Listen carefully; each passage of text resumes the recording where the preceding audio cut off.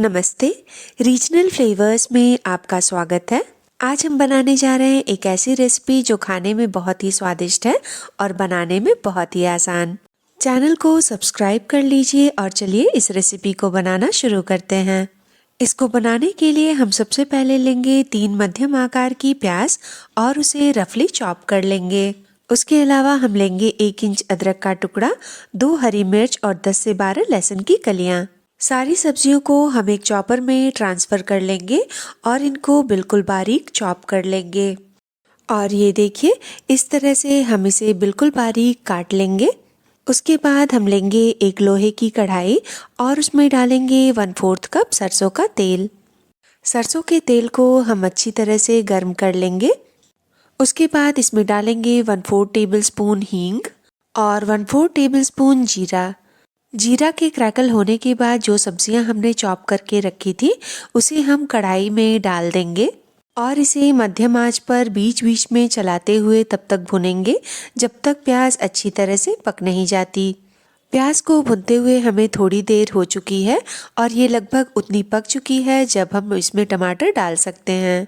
अब हम इसमें डाल देंगे एक मध्यम आकार का बारीक कटा हुआ टमाटर और इसे प्याज के साथ मिलाकर आंच को धीमी कर देंगे और इसे पकने देंगे। और जब तक ये पक रहा है तब तक हम आगे की तैयारी कर लेंगे। अब हम लेंगे एक बोल और उसमें डालेंगे 1 से 1.5 टेबलस्पून दही। फिर इसमें डालेंगे 1 टेबलस्पून कश्मीरी लाल मिर्च, 1/4 टेबलस्पून हल्दी पाउडर, 1/4 टेबलस्पून सब्जी मसाला और 1 टेबलस्पून धनिया पाउडर। सारे पिसे मसालों को कटोरी में डालने के बाद हम इन्हें आपस में अच्छी तरह से मिला लेंगे और इन्हें मिलाने के बाद हम इसमें डाल देंगे थोड़ा सा पानी ताकि सारे मसाले दही में मिल जाएं और इन्हें कढ़ाई में ट्रांसफ़र करने में हमें आसानी हो। और ये देखिए, ये हमारा बहुत ही सुंदर सा दिखने वाला मसाला बनकर तैयार है जो हमारी सब्जी के स्वाद को कई गुना बढ़ाने वाला है। एक बार हम प्याज और टमाटर को चला लेंगे और टमाटर भी अब लगभग पक चुके हैं। अब इस स्टेज पर हमने जो मसाले तैयार करके रखे हैं उसे हम कढ़ाई में डाल देंगे। उसके बाद इस कटोरी में हम डालेंगे थोड़ा सा पानी ताकि जो भी मसाले कटोरी में लगे रह गए हैं वो उस पानी में घुल जाएं और उसके बाद उन मसालों को भी हम कढ़ाई में ट्रांसफ़र कर देंगे।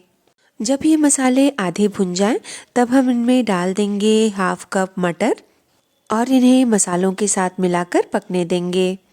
मटर को मसालों के साथ मिलाने के बाद हम आंच को धीमी कर देंगे और जब तक ये धीमी आंच पर भुन रहा है तब तक हम आलू भी काट लेंगे।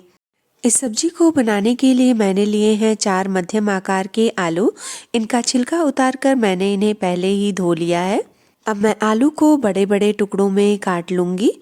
इस सब्जी को बनाने के लिए हमें आलू के टुकड़े इतने बड़े बड़े रखने हैं, हमें इन्हें बहुत छोटा नहीं काटना है। इसी तरह से हमने चारों आलूओं को काट लिया है। अब हम मसालों को एक बार चला लेंगे ताकि ये जले नहीं।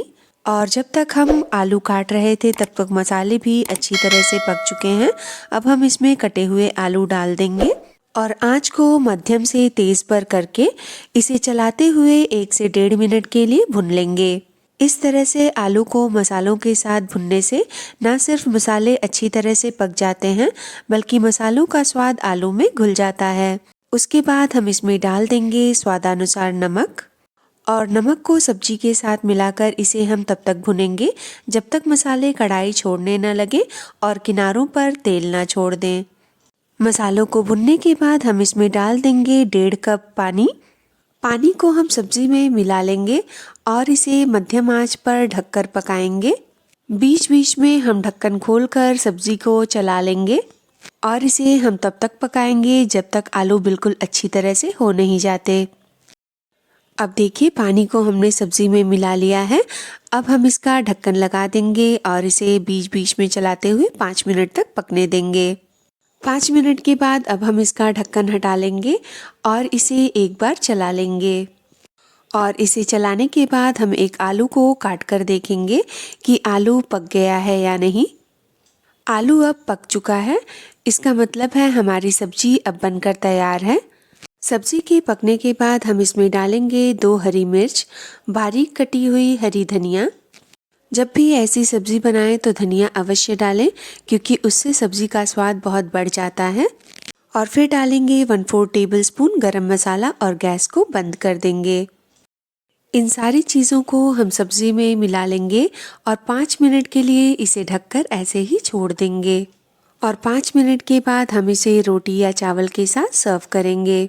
अगर वीडियो अच्छी लगी हो तो वीडियो को लाइक कीजिए, चैनल को सब्सक्राइब कीजिए और बेल आइकन दबाना बिल्कुल मत भूलिए, ताकि आगे आने वाली वीडियोस की नोटिफिकेशन आपको मिलती रहे।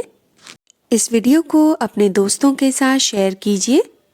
अपना और अपने परिवार का ध्यान रखिए। आपसे मिलते हैं हम अगली वीडियो में।